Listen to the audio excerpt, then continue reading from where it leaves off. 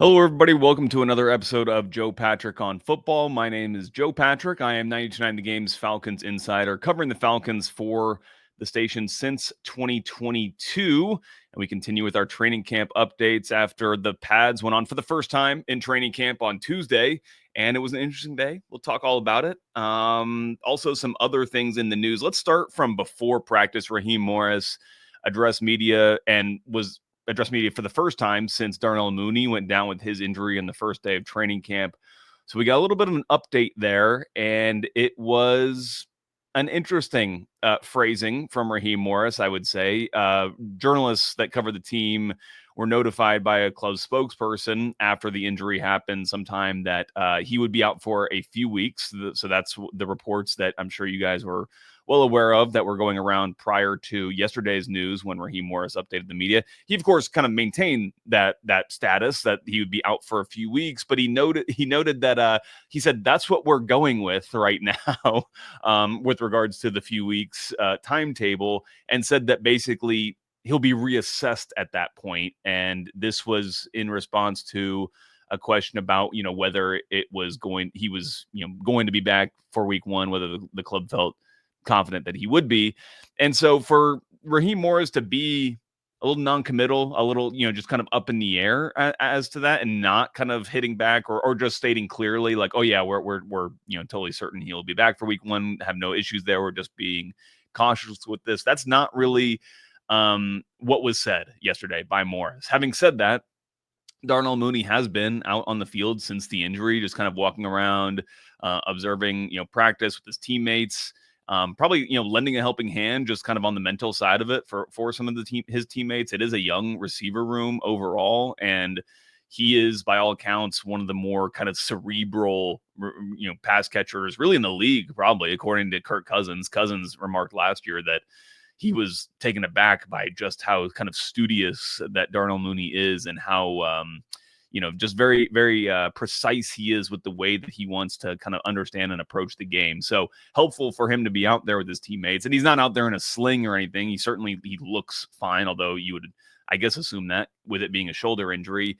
But just an interesting kind of phrasing from Raheem Morris, I thought yesterday, that throws a little bit more uncertainty into the equation for the Falcons' very important game coming up on week one against the Tampa Bay Buccaneers, which they'll be hosting at Mercedes-Benz Stadium. And it leads you to, if he's not able to play, then who does kind of fill that role? Tori McElhaney from AtlantaFalcons.com was kind of asking Raheem Morris about that and about like the clones, like who's the clone for Darnell Mooney, which made me think more about something I forgot to really get into when we were doing the 53-man projection, as to kind of like how some of these archetypes fit on this Falcons roster, which we're going to dive into in the second half, or the second part of today's show, to wrap it up. But let's get back into just things that were happening at practice to catch you guys up. I like the Falcons highlight reels that they put together, because it does kind of highlight some of the standout performances that we tend to note on these types of things. One thing that you'll see there is the Michael Penix and Drake London connection just continuing to flourish.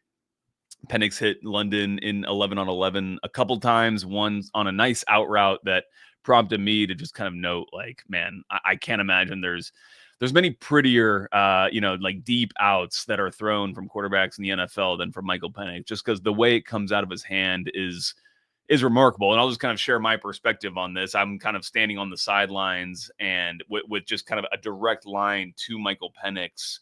And you can just see the ball coming right towards my, it looks like it's coming right for me. If Drake London's hands didn't reach out to pluck that thing out of the air, it's like it would have just hit me on a line. It's coming with that kind of velocity.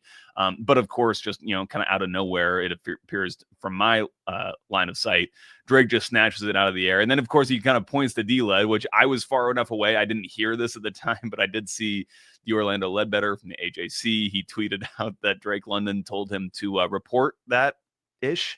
And I knew that he had said something. He was pointing to somebody on the sidelines after he had caught that ball. And so I put that back out there on Twitter. I kind of clipped that pass that they put in that highlight package to kind of highlight that. He also hit London on a nice deep ball going the other way, an even deeper pass, more of a go route down the sideline on the left side. So good to see the accuracy from Penix going both right and left. There have been some concerns that he has a tendency to overthrow balls. I believe going to his left side. I forget which side, but there was one side where he was notably kind of less accurate by the numbers, or so it seems. But good to see him connecting with London on both sides of the field there. Of course, there's also going to be, question marks about whether he can complete some of these passes over the middle. And, it's not that we haven't seen that. I have definitely seen Penix hit the backside dig from time to time. So we'll see. But it's hard to tell from our vantage point exactly if that is the intention of the play to kind of be between the hashes, that kind of thing. But I think that he's shown generally an ability to hit receivers anywhere they are in the field, frankly. And yes, he is going to have the occasional errant throw, the big miss, that kind of thing. But I really think that gets overblown. Again, if I'm going back, before training camp started, it was kind of becoming a regular segment of this show is to kind of critique the people who are breaking down some of Penix's film in particular. And I just feel like some of the misses get overplayed in some of the critiquing that happens of Michael Penix. Not to say that that's not relevant, but I just think that the big plays that he does make are going to outweigh some of the misses that he has. And I think especially a miss, for example, the first interception that he threw against the Commanders in that game last year, where to me that's not necessarily a miss. That is just a not having an understanding with the receiver of the route that's being run. He threw a ball just directly to a safety in that game with no receiver around, and that's not errant pass necessarily. It's just a misconnection with the receiver and understanding where they're going on a certain route. So anyway, all that to say is that, I still expect big things from Michael Penix this year, and he looks really good so far in practice, even on days where it's like yesterday. I think I saw somebody else as you guys know, I kind of put it out there that I'm not keeping stats on these guys throwing, but I think I did see somebody say that he was about 6 for 11, and that would make sense. It's not like he was completing everything, of course.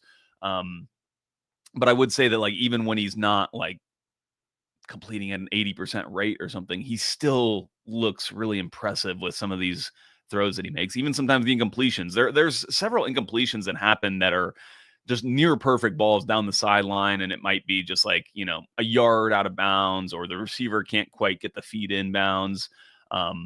But he just generally looks like he's putting the ball in really good places, generally speaking. Definitely put the ball in a good place for Bijan Robinson as well, who was active in the passing game in 11-on-11, caught a touchdown pass on a bit of a corner route, kind of out of the backfield. You might see it if you play Madden or college football, it's kind of more like the scissors route, where he's kind of coming out of the backfield and then cutting out toward the corner, kind of getting a step on J.D. Bertrand there, who was in man coverage. So that's good to see. Think he has great opportunity to really make a lot of hay in the passing game this year. Not necessarily even on those kinds of plays, although that he's obviously got that in his bag. But I tend to think if Penix is pushing the ball downfield in the passing attack, and teams have to respect that and are kind of playing on their heels a little bit, especially when they see him dropping back. I do wonder if there's going to be more space for some of these backs to work with on some of the checkdowns. If Michael Penix does check it down, he obviously is going to want to take his shots. So we'll see how many opportunities that guys like Bijan and Tyler Algier get in some of those check down situations. But I do wonder if they will have a lot of room to work, or more room to work with than they previously had in those situations. Speaking of Tyler Algier, he looked really good. This was, again, the first day they put the pads on in training camp, which means it's really the first time they got to really work on the run game in earnest. And to judge it for us to kind of really see, are they creating holes, that kind of thing. And got to say that Tyler Algier looks really, really good in those situations. He looks huge, by the way. He looks just massive. I don't want to say Derrick Henry-esque, but that is kind of, I think, how he profiles as a back, is just going to be one of these. He hits the line of scrimmage when he's carrying the ball with velocity. He's not pitter-pattering his feet around at the line of scrimmage. He is going for it, and he is a large volume of mass coming at you, and it's gonna, I think, make defenders think twice about just stepping in there, putting their full face mask in there, and trying to go toe to toe with a back of his size, frankly, and he's got that kind of low center of gravity as well. Really does kind of remind you. It's kind of funny. There's been so many. Well, first of all, comparisons of Bijan to LaDainian Tomlinson, just in terms of the backs they are. But obviously, when LaDainian Tomlinson was there, he had Falcons legend Michael Turner, obviously, as his backup for a period of time. And it really does kind of feel like those kinds of archetypes or those player types, which again, we'll talk about more in a second, but of having kind of the quick-footed agile back who can make you force those kinds of missed tackles versus, and then having the power back that can also force missed tackles, but just in a much different way in Tyler Algier. And I think that both of them can have and have proven to have a lot of success in Dwayne Ledford's kind of blocking scheme that he has designed up front for these guys. I would also kind of point out that's a lot of positives. I would point out kind of on the negatives or a reason to be potentially concerned for this defense is I kind of do think they are going to get gashed in the run game from time to time. And I think that that's frankly a chance that they're just willing to take because they want to prioritize penetrating the line of scrimmage, making plays in the backfield, potentially in the run game, but more so, in the passing game. They just want to be aggressive in that respect. They want their defensive linemen to really be firing off the ball, making plays when they can. And Zach Harrison said something after practice that I thought was really kind of pertinent towards this line of thinking, which is the quote is, defense coordinator Jeff Ulbrich likes for us to go make plays. He's not going to overcoach us. We have a scheme that we obviously have to stick to, ... Having that trust in your coordinator to let you use your superpower and go make plays, it always feels good for us to cut it loose. And I think the reason why that's an important quote is because I think it's just diametrically opposed to basically what this team was doing on defense last year under Jimmy Lake, which was a lot of, trying to scheme up things, scheme up big plays instead of just kind of allowing trusting the players to go out and use their skills to make plays in one-on-one situations. Jeff Ulbrich even alluded to this after he was hired, which is that, defensive coordinators really, like, you got to let the player, they've got to be in position one-on-one to make plays. And you got to trust that you have the players out there that can make those plays. Coordinators cannot win you the game. And it felt like Jimmy Lake too often was trying to win the games. Basically, he was trying to design these big plays for his defense instead of just letting defenders go out there and test themselves. And maybe he was right. Maybe he was seeing a defense that was not capable, players that were not capable of making those plays. And that's the way he saw it. And so that's what he had to do. But I don't think that that's going to be the case for this defense this year. I think that they have the players that can make plays. I think they will make some plays, but in the run game, especially when we talk about how Nate Ollie has spoken about running into dark rooms, kind of not thinking twice about just getting in the backfield and reacting. That to me speaks to potentially a defense that can, create, high value plays for the defense in terms of stops behind the line of scrimmage. But also I could see them just, not really having gap discipline at times. And, it feels to me like, they're not double gapping. They're not like defensive linemen are not, forcing the offensive player off of them and then kind of reading where the play is going. And so if you are that kind of going full bore into one gap, if one guy misses their assignment, that could lead to some big plays. And I would say the NFL is kind of trending back towards this big personnel style of running attacks. We're seeing it with even teams like the Kansas City Chiefs, who have long been thought of as, these potent passing attacks with Patrick Mahomes. But even them, they're going with a lot of 2 tight end sets, just getting heavier. And maybe they're not like running this power run game, so to speak. But I think, frankly, what Arthur Smith was implementing, I think that he was maybe just like a little bit ahead of the curve in terms of the trend where the NFL is going after everything's got so pass heavy. And that's where, again, I think the Falcons are, in that respect, they're kind of once again zigging when the NFL is zagging. And I think that that there's an opportunity for that to work out really well for them. But that's more of a meta conversation about just trends in the NFL, but could be interesting. But in general, I would say I am a little bit concerned about this team's run defense, just given the style of play they're being asked of right now. But the flip side of that is that I think that the pass rush is going to be much, much improved. I think we're seeing that so far in training camp. we're seeing James Pierce Jr. once again have a really nice day, an active day. I think that, like, actually the reaction that we saw yesterday, there was a lot of chatter about him yesterday in the positive sense. After yesterday's practice, I thought he was good. I wouldn't say he was like eye-poppingly amazing. I could be wrong there, but I think a lot of this is actually just kind of retroactive conversation that happened after the skirmishes that happened on Sunday, and then that kind of going into, because those were lots of the talking points that we then asked when we get back out to practice on Monday, and so. But generally thought he was very good. They're very deep at edge, I would say, at this point. I didn't even see Jalen Walker play since the opening day of training camp.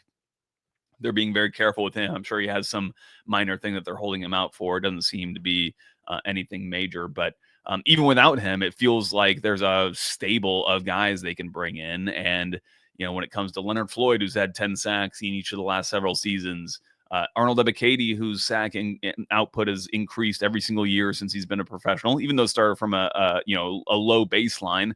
I think he's a guy who could very well potentially have 10 sacks if given the opportunities. All these guys, I think there's huge upside for a lot of these edge defenders. Braylon Trice, what are we going to get from him? And Khalid Kareem still is like forcing his way into a lot of even reps of the ones, which I was seeing yesterday. Is that because Jalen Walker was not available? Probably, maybe. But still, the fact that he's getting reps with ones, I think, speaks to just how much of an impact he's making. And I would note, there's been I've seen some kind of some chatter about what fronts the Falcons are in, with it being a lot of 3-4 base, and Jeff Ulbrich was speaking to the media on Sunday, basically saying that what they've been doing is a lot of their 4-down fronts, and they've been drilling that pretty consistently. So I don't know. I don't know what that speaks to. I do think that this team is going to be in 4-down fronts for the most part. But what I saw yesterday, especially when Khalid Kareem was in running with the ones, what I was seeing was more of like a penny front, which was, or you could maybe call it like a 3-3-5, but it was like 3 of your defensive linemen in the game, which I think people would then associate that with like a odd man front, like a 3-4. But it was more like 3 down linemen plus 2 edges, which I would kind of categorize as an outside linebacker in a 3-3-5, with just Caden Ellis as basically the middle linebacker, and then your 5 defensive backs. So that's what I was seeing, but I could be wrong. Again, we don't really have the greatest perspective on it tactically from the sideline there. But overall, for all the concerns about the run defense, I think that's just a gamble that this coaching staff is willing to take in order to improve that pass rush. Raheem Morris has said that this defense is going to be centered around how do we get to the quarterback more? How do we create those negative plays? That kind of goes back to something I've been asking these coaches about, which is a stat that Ben Johnson said at owners meetings, which is that the team in any given game, the team with the higher passing EPA, just like your general metric of which team was better, in passing when they made pass attempts, that team wins 80% of the time. So I think that it's actually right to maybe, if you're going to take gambles on one aspect of defense, it's probably makes sense to take those gambles in the run game, the idea that in the passing game, you're going to be able to create more negative plays. All right, let's talk about the clones. The attack of the clones, this kind of came up. Tori, like I said earlier, Tori McElhaney kind of referred to this. This is kind of a phrase that Raheem Morris introduced when he was a Falcons assistant under Dan Quinn. I believe that I wasn't covering the team at the time, but I understand this was, and we kind of first brought this up as it relates to Julio Jones, and you got to find out like who the Julio clones are if he's not available, because obviously he was well known for having his injury issues. And so basically what we're talking about with clones is like, we're talking about like archetypes, or like players who can play certain roles that might not be, it's not just like who's your next receiver, but it's like who's your next X receiver. And in particular, what is the coaching staff asking of its X receiver in this scheme, and which receiver is going to be able to do that? In particular, with regards to the X, Raheem Morris said, I believe just briefly when he was talking about it yesterday, that the X, what you really are prioritizing in that role is separation ability, separation at the tops of routes. The X's in this scheme are running lots of those backside digs. They're running lots of like deep comebacks. those types of things where you just need to be able to create that separation. And they're going to be running, getting vertical off the line of scrimmage quite often. So you also need some speed and explosion there. And Michael Penix, when he was asked about this, who's been kind of standing out as a player who could replace, Darnell Mooney in that role, we talked, first of all, in the 53-man projection, I kind of projected DJ Chark kind of being that player. Penix hasn't really played much with Chark yet, so I think that's the reason why he didn't name drop him. He said Ray, of course. He's a player he's thrown with quite a bit. But I actually wouldn't think that Ray would be the player who would come in to replace Mooney in particular for a couple reasons. One is because I think there are some other players that might fit the role better. And also I think that there's just already a role for Ray in the kind of 11, the offensive 11, as kind of more of the F receiver that's going to be in motion quite a bit and run some more underneath stuff horizontally across the field, as opposed to the X receiver who's getting vertical. Penix, so he said Ray, but then the next name that he said was David Sills V, who, again, going back to that 53-man projection, I bet you 95% of people, maybe 99% of Falcons fans don't know who David Sills is, and I can't blame them. I didn't know who he is before training camp started, but he's been doing really well with Kirk Cousins on the second team. A crafty route runner, I would say, and again, a guy who is creating at least enough separation against the ones for Kirk Cousins to be able to find on a pretty consistent basis. So that was interesting. And then, of course, Penix also names Chris Blair, who I think was probably profiling as that X receiver on the scout team last year. And when Penix was named the starter and started playing games for the Falcons last year, they also started elevating Chris Blair into those game day rosters, I think, because they had that connection. And we saw him come down with some catches in some of those games. So those are the clones at the receiver position. I don't know if there are as many in some of the other offensive positions just because of the nature of it. Obviously, you want some differences in, like we talked about with the backs and that kind of thing. So let's go to the defense, and I think that this is where it gets maybe more pertinent with some of these guys. On the defensive line, Zach Harrison and Brandon Dorless. In fact, Nate Ollie has basically described this flatly before, but if you could probably go find it on YouTube and some of the interviews that he's done in the offseason, coaching availabilities. But these guys are basically tasked with being tight end destroyers. That's the way that Nate Ollie is kind of referred to it. They're going to, they're kind of, you can qualify that as a big edge.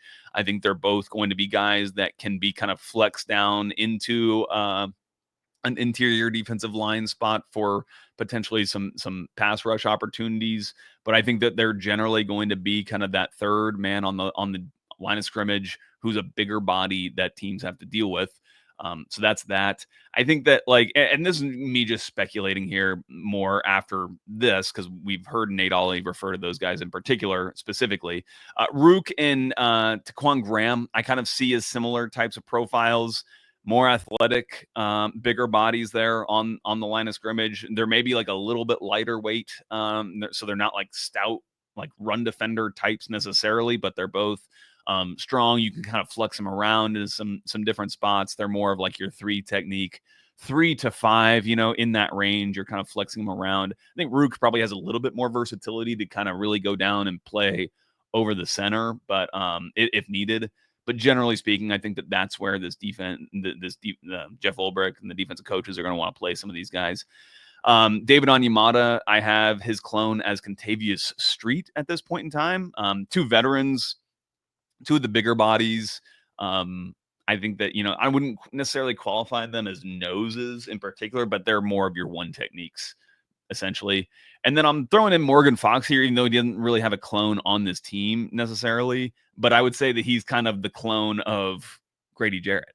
I think that he's obviously not going to be utilized like to the extent that Grady was as an every down player. Grady had like over 600 snaps or something last year. Morgan Fox is going to be a bit part player, but he's going to be that player who is a penetrating, kind of gap shooting defensive lineman who's going to get ability to rush the passer, which was always Grady's greatest strength as like an interior defensive lineman. Moving on to linebacker.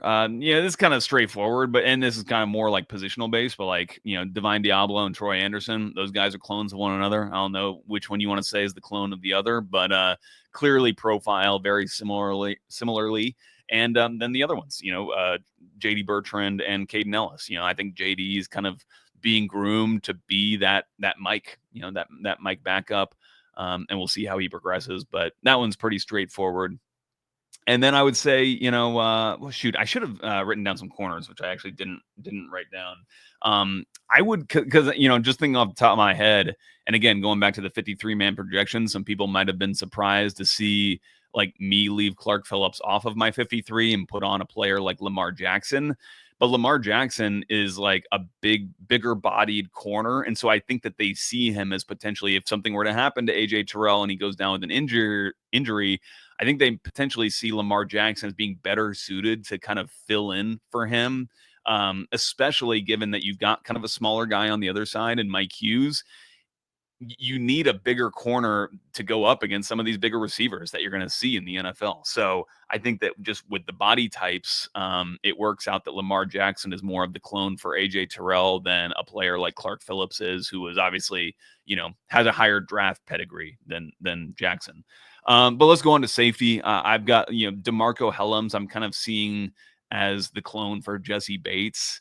He's a player that is rangy, likes to kind of make plays. Well, I mean, of course, every safety likes to make plays, but we saw him be able to do that in his rookie year. In that preseason, he was coming away with fumble recoveries and interceptions and things. And that's Bates is that guy who likes to just, pick his spots, read the game, and just run around and find the ball, basically. And that's kind of similar to the way I see DeMarco Hellams. And something that's underrated about both these guys, or maybe more underrated, honestly, about Jesse Bates, is his ability as a tackler, as a solid stopper of the run. Not necessarily that he's going to like come up and like plug a hole like at the line of scrimmage, but he doesn't miss many tackles. Like when he gets his arms on you, he's bringing the ball carrier down typically, and that's the way that DeMarco Hellams, his nickname is the Hitman Hellams. So that's how I see him profiling. And then while we're talking about the safeties, there was a little bit of news today with the Falcons bringing in Jordan Whitehead for a workout, formerly a starting safety for the Tampa Bay Buccaneers, and has experience with Jeff Ulbrich in New York for a season with the Jets. I believe it was one season. All these workouts, whenever there's like a player with NFL experience and then they come in for a workout, it gets like a lot of buzz on Twitter X, Twix. I don't see this as being all that major, to be perfectly honest. Like if you look at it, he was a 4th round draft pick in 2018, has had a middling NFL career. Unfortunately, was sounds like a pretty nasty car wreck over the offseason, but he is medically cleared. And that's one of the reasons why he's being brought in now, is because he was just recently medically cleared to resume playing football. So, but I kind of see him as kind of being, if we're talking about clones, I think about him being more of a clone for like a Jordan Fuller, which is like a guy who's has safety versatility, can just kind of be a plug and play when any safety were to go down. You can use him, you can rely on him. Again, like Jordan Fuller, has NFL experience, so is also kind of a communicator, has all that, at the back end. And can just kind of be a versatile jack of all trades. And so I kind of see those guys as potentially, if Whitehead were to sign, which has not happened, but if he were to sign, I would imagine that you would see Whitehead and Fuller basically competing for a spot on this roster. So that's going to do it for today. We'll have a lot more to come. Got an interview planned for you guys tomorrow, and then we've got another practice, and then we'll come back to you on Friday with a recap of what happens again at training camp. So until then, take care.